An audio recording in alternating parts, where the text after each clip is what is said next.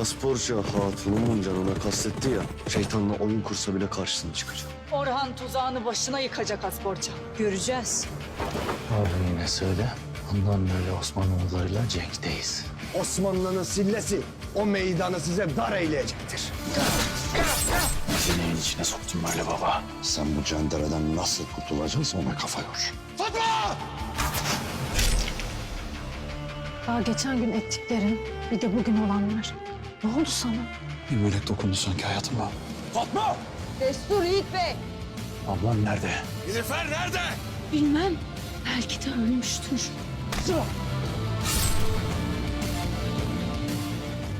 Demek Şahinşah Bey de aramızda. Gayrı size ne diz çöktürürüm ne boyun eğdiririm.